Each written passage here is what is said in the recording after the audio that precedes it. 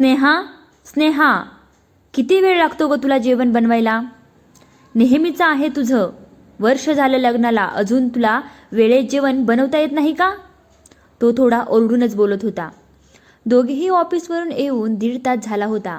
आदित्यला प्रचंड भूक लागली होती आणि त्या भुकेने त्याच्या शब्दांना धार आली होती. स्नेहा घाईघाईत ताट घेऊन आली. डाळ, भात, मेथीची भाजी, चपाती, पापड, कोशिंबीर आणि गोडाचा शिरा. सासूबाईंना उपवास असल्यामुळे सगळं जेवण तिने एकटीने केलं होतं. आदित्य रागातच जेवला. सासूबाईही जेवून उठल्या आणि मग स्नेहा. एक चपाती आणि शांतपणे उठून गेली. त्या रात्री आदित्य रागाने कूस बदलून झोपला आणि स्नेहा डोळ्यात पाणी असूनही गप्प झोपली. दुसऱ्या दिवशी सकाळी स्नेहाने लवकर उठून डबे भरले, सासूबाईंसाठी जेवण ठेवलं आणि एकदाही आदित्यकडे न पाहता ऑफिसला निघून गेली. आदित्य मात्र दिवसभर विचारात होता. मित्र नितीनने विचारलं, काय झालं रे आदित्य? आदित्य म्हणाला, माझी चूक झाली. मी ओरडलो आणि तिने काहीच बोलले नाही.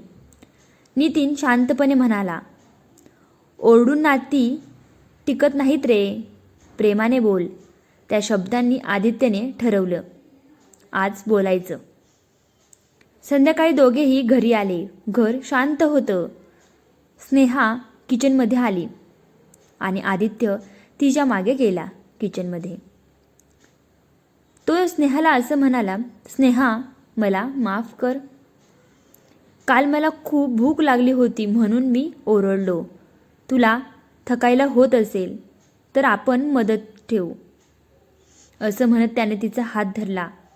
स्नेहा हात सोडून म्हणाली, तेवढा साखरेचा डबा दे. आदित्यने डबा उघडला. तुरडाळ. दुसरा डबा मीठ. आदित्यने तिसरा डबा उघडला. हळद. पण साखर कुठेच नव्हती. साखर कुठे आहे असं आदित्यने विचारले. स्नेहा शांतपणे म्हणाली, साखर संपली आहे. मग काल शिरा? थोडं थांबा.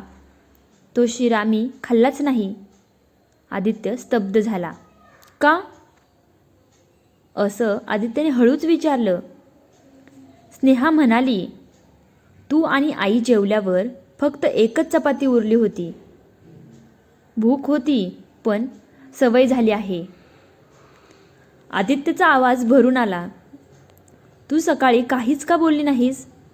स्नेहा म्हणाली, कारण बोलून उपयोग होत नाही असं वाटायला लागले. आदित्यने गॅस बंद केला. आजपासून आपण दोघे मिळून करूया सगळं. आणि आधी तू जेवशील. स्नेहाने पहिल्यांदाच हलकेच हसून त्याच्याकडे पाहिलं. त्या दिवशी साखर आणली गेली नाही, पण घरात गोडवा परत आला.